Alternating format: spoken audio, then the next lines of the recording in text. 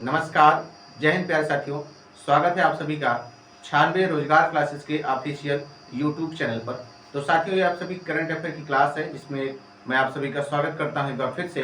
तो आइए आज की क्लास जो करंट अफेयर और स्ट्रेटेजी की है उस क्लास को हम प्रारंभ करते हैं। और आप सभी लोग इस वीडियो को अपने सभी साथियों तक शेयर करिएगा। और जो चैनल पर साथी नए जुड़ेंगे वो साथी एक बार इस चैनल को सब्सक्राइब जरूर कर लें और वीडियो को लाइक करिएगा। चलिए तो एक बार फिर से आज की क्लास को हम प्रारंभ कर रहे हैं। और करंट अफेयर के पहला प्रश्न आप सभी के बीच यहाँ है कि हाल ही में प्रज्ञानंद ने क्लासिकल इवेंट में पहली बार दुनिया के नंबर 1 मैग्नस कार्लसन को कहाँ हराया है। पहली बार ये आर प्रज्ञानंद है। कौन है? आर प्रज्ञानंद। दूसरी बार ये जो नाम आप देख रहे हैं मैग्नस कार्लसन, ये जो बंदा है मैग्नस कार्लसन, ये बंदा जो है ये बड़ा ही इंपॉर्टेंट है। ये क्या है? बड़ा ही इंपॉर्टेंट है भैया। किस लिए?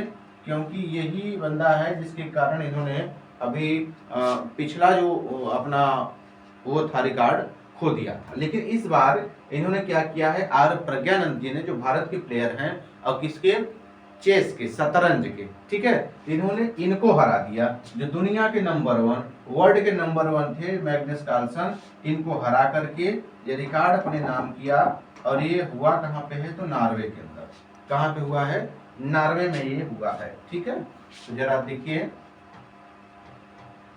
नॉर्वे में ये आपका हुआ है क्लासिकल इवेंट। ठीक है, और राजधानी क्या होती है इसकी? ओस्लो। ओस्लो, ओस्लो इसकी राजधानी हो जाती है। R Praggnanandhaa, R Praggnanandhaa, R Praggnanandhaa जो भारत के शतरंज खिलाड़ी हैं और ये अब क्या हो चुके हैं? नंबर 1 बन चुके हैं। अब किसको इन्होंने हराया? तो मैग्नस को, मैग्नस कार्लसन, मैग्नस कार्लसन को इन्होंने क्या कर दिया है? पराजित कर दिया है, शिकस्त दे दी है, मात दे दी है। ठीक है, अब किसके? ये शतरंज के लोग हैं। ठीक है, शतरंज के लिए, चेस में शतरंज। अभी हाल ही में जो नए आपके बने हैं chess master, grand master, sorry grand master जो आपके बने हैं 85 नंबर के, वो कौन बने हैं बताएंगे? अभी आपके बने हैं तो श्याम निखिल जी। कौन? श्याम निखिल। और सबसे युवा व्यक्ति की अगर बात करें जो आपके ग्रैंड मास्टर बने थे तो डी गुकेश सबसे युवा। और इसके पहले आर वैशाली थी। कौन? 84 नंबर की जो थी आपकी ग्रैंड मास्टर, वो थी आर वैशाली, आर वैशाली। और सबसे युवा की अगर बात करें, सबसे युवा ग्रैंड मास्टर, इनसे जीएम, जीएम बोला जाता है ग्रैंड मास्टर, सबसे युवा जीएम हो जाएंगे आपके डी गुकेश, डी गुकेश। ठीक है, ये हो जाएंगे। चलिए तो आइए हम आगे बढ़े अगले प्रश्न की ओर। प्रश्न नंबर अगला देखिए कि हाल ही में राष्ट्रीय हिंदी पत्रकारिता दिवस 2024 कब मनाया गया है?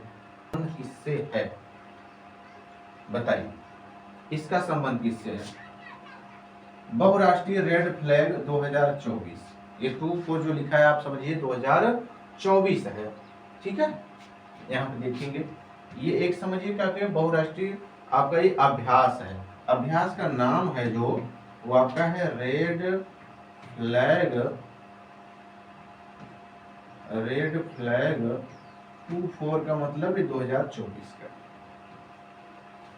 इसमें आपकी भारतीय वायुसेना भी शामिल होगी, एयरफोर्स का एक्सरसाइज है, भारतीय वायुसेना शामिल होगी। और जो आपका राफेल लड़ाकू विमान है वो राफेल लड़ाकू विमान भी इसमें शामिल होगा।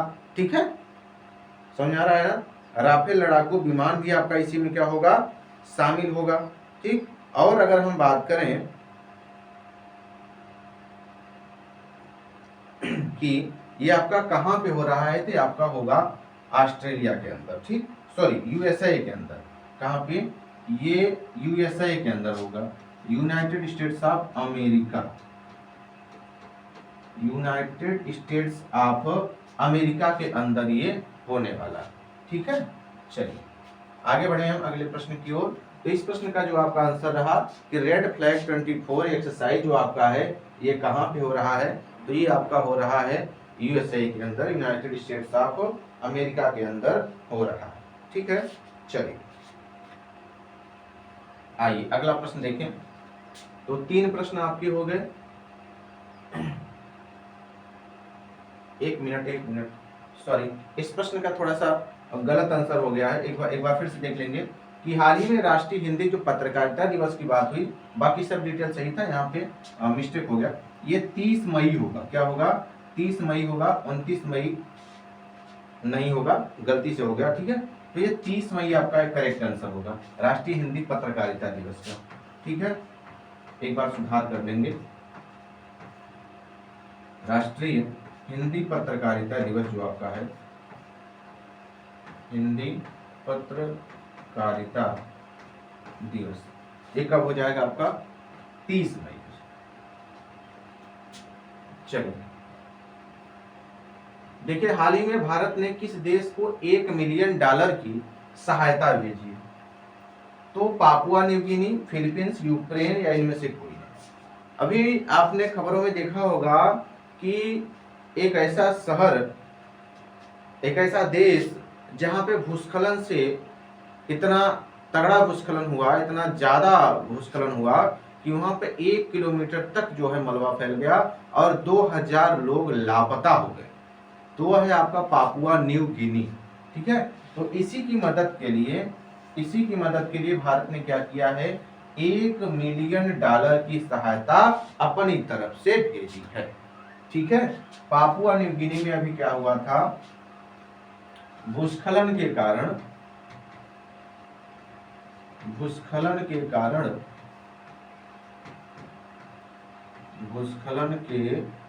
कारण कितने लोग? भूस्खलन के कारण 2000 लोग लापता हुए। 2000 लोग लापता हुए और जो लोग जो है प्रभावित हुए इससे, तो उन्हीं की मदद के लिए $1 मिलियन की सहायता भारत सरकार की तरफ से पापुआ न्यू गिनी में भेजी गई। हाल ही में किस राज्य में पहली बार चाइनीज पॉन्ड हैरान देखा गया? ये हैरान देखा गया, हैरान करने वाली बात है कि ये पहले चाइना के क्षेत्र में दिखता था। ठीक है, लेकिन अब ये उत्तराखंड में देखने को मिला है। उत्तराखंड के तालाबों में ये देखने को मिला है। ये पक्षी नाम है इसका पॉन्ड, चाइनीज पॉन्ड हैरान पक्षी इसका नाम है। नाम ही इसका है हैरान कर देने वाला। अगला देखिए, अब थोड़ी सी रिवीजन के प्रश्न है, जल्दी से हमको कर लेते हैं। स्टैटिक के प्रश्न है। तो हाल ही में किसे भारत की सबसे ऊंची सुरंग के रूप में जाना जाता है? तो सबसे ऊंची सुरंग के रूप में आपको जाना जाता है वो है आपकी सेला सुरंग। कौन सी सुरंग? सेला सुरंग होगी। ठीक है, ये देखिए स्टैटिक का प्रश्न है जो कि करंट में काफी चर्चा में रहा था, अब नहीं है, लेकिन ये आपको स्टैटिक में प्रश्न पूछेगा। ठीक, या फिर आपके जनवरी वगैरह के अगर आपका करंट पूछे तो ये आएगा कि हाल ही में राजनेता कर्पूरी ठाकुर के बाद किसे भारत रत्न मिला? तो आपको पता होगा कि इस बार 5 लोगों को भारत रत्न से सम्मानित किया गया, जिनमें वो 5 लोग कौन कौन है महान पुरुष, उनका नाम आपको याद होना चाहिए। तो पहला नाम तो यहाँ पे आपको दिख ही रहा है कि कर्पूरी ठाकुर जी हैं, जो यहाँ पे आपको दिख रहे हैं। ये कर्पूरी ठाकुर हो गए, ये लाल कृष्ण आडवाणी जी हो गए, ये डॉक्टर MS स्वामीनाथन हो गए, और ये आपके PV नरसिम्हा राव हो गए, और ये चौधरी चरण सिंह हो गए। ठीक है, इन 5 महान लोगों को इस बार भारत रत्न से सम्मानित किया। जो भारत का सबसे बड़ा सम्मान है वो क्या है? आपका भारत रत्न। 3 से 5 लोगों को इस बार जो है सम्मानित किया गया 2024 में इनको जो है। ठीक, चौधरी चरण सिंह, PV नरसिम्हा राव, MS स्वामीनाथन, लाल कृष्ण आडवाणी और कर्पूरी ठाकुर। ठीक है, चलो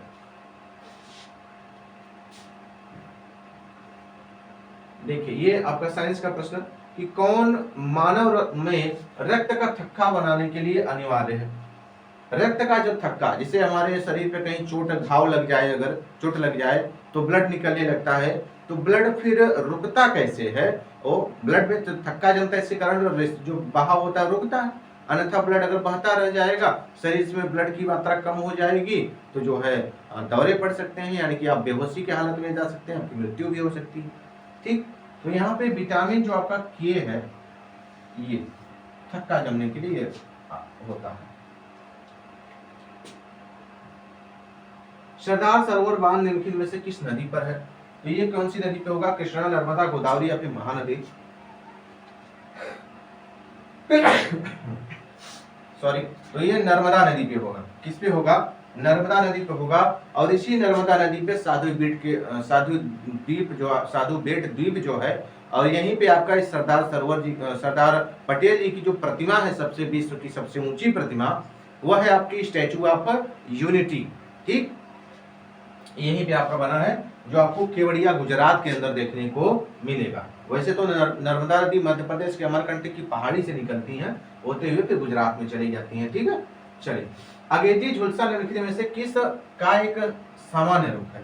तो अगेती झुलसा ये आलू और टमाटर में देखने को मिलता है। ठीक है, ये अगेती झुलसा रोग है जो फसल को नुकसान पहुंचाता है, फसल को खराब कर देता है। ये देखिए, अब रिवीजन का आपका प्रश्न कि अंतरराष्ट्रीय चाय दिवस कब मनाया जाता है? तो 21 मई को मनाया जाता है अंतरराष्ट्रीय चाय दिवस। अब रिवीजन के प्रश्न हैं, जिनको थोड़ा तेजी से कर लेते हैं। लाई चिंग ते कौन है? लाई चिंग ते ने किस देश के नए राष्ट्रपति के रूप में शपथ ली है? तो ये कौन से देश के हैं? तो ये ताइवान, राजधानी ताइपे हो जाएगी, तो ताइवान के हैं, इन्होंने जो है शपथ ली। मोहम्मद मोखबर, इनको कोई नहीं है खबर, ये है मोहम्मद मोखबर। ठीक है, इनको है खबर, ये है मोहम्मद मोखबर, कोई नहीं भाई, इनको सब खबर है। ठीक, इसीलिए तो मोखबर है, जो मोरे को सब खबर है भाई। तो यहाँ पे क्या है, ईरान के जो राष्ट्रपति थे इब्राहिम रईसी और विदेश मंत्री थे, ये लोग फ्लाइट पे जा रहे थे, हेलीकॉप्टर में विमान दुर्घटना हुई और इनकी मृत्यु हो गई, तो राष्ट्रपति का पद हो गया खाली। तो यहाँ पे क्या है कि 50 दिनों के अंदर सरकार बनानी होती है, तो चुनाव होंगे, उसके पहले राष्ट्रपति की जो है जो बनेगा, उसके पहले कार्यवाहक, एक्टिंग कार्यवाहक के रूप में ये काम करने वाले हैं मोहम्मद मोखबर साहब। और ये कहाँ पे? ईरान पे। ठीक है, ईरान। अंतरराष्ट्रीय जैव विविधता दिवस कब मनाया जाता है? ये इसकी थीम क्या है? तो be part of the plan, योजना का हिस्सा बने, इसकी थीम है। और ये 22 मई को मनाया जाता है, 22 मई को जैव विविधता दिवस मनाया जाता है। अगला देखिए बाबू, हाल ही में किस देश के, अभी देखो इसकी बात चर्चा की मैंने, अभी आपका प्रश्न था कि हाल ही में किस देश के माउंट मुगालो में भूस्खलन से कितना 2000 लोग लापता हुए हैं? तो ये पापुआ न्यू गिनी आपका था, ये माउंट मुगालो है। ठीक है, भूस्खलन से यहाँ पे 2000 लोगों की लापता हो गए हैं।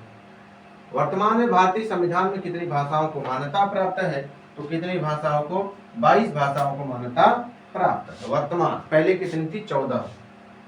निम्नलिखित में से किस अनुच्छेद में इंडिया को भारत भी कहा गया है? तो भाग 1 जो आपका 1 से 4 तक अनुच्छेद में है, उसमें अनुच्छेद 1 में लिखा गया है कि भारत एक राज्यों का संघ है, और उसी में इंडिया शब्द का यूज भी किया गया है। पानीपत की प्रथम लड़ाई जो आपकी 21 अप्रैल 1526 को हुई थी, वो किसके बीच में हुई थी? तो बाबर और इब्राहिम लोदी जी के बीच में हुई थी। निम्न में से किस ग्रंथि में पित्त उत्पादित होता है? तो उत्पादन की बात करें तो पित्त उत्पादन जो होता है आपका, वो कहाँ पे होता है और संचय कहाँ पे होता है? तो संचय की अगर हम बात करें तो आपका पित्ताशय के अंदर संचय होता है, लेकिन बात करें कहाँ पे उत्पादित होता है, तो लीवर के अंदर से ये उत्पादित होता है, यानी कि बनता है। निम्नलिखित में से कौन सा असत्य है? तो असत्य की बात करें तो ये आपका डांस से हो गया, तो घूमर राजस्थान बिल्कुल सही आंसर है, सही जोड़ा। बिहू बिहार गलत है, भागड़ा पंजाब सही है, लावनी महाराष्ट्र सही है, ये गलत है आपका। इस आंसर जो आपका होगा यही होगा। बिहू जो है आपका कहाँ का होना चाहिए? वो असम का होना चाहिए। ठीक है, कहाँ का होना चाहिए? असम का होना चाहिए। ठीक है, तो चलिए साथियों, आज की जो हमारी क्लास रही बस यहीं तक। फिर आप लोगों से मुलाकात होगी अगली वीडियो में। तब तक आप सभी लोग अपना ख्याल रखिए, स्वस्थ रहिए, मस्त रहिए और बेहतरीन ढंग से अपनी पढ़ाई करते रहेंगे। बहुत बहुत धन्यवाद। जय हिंद।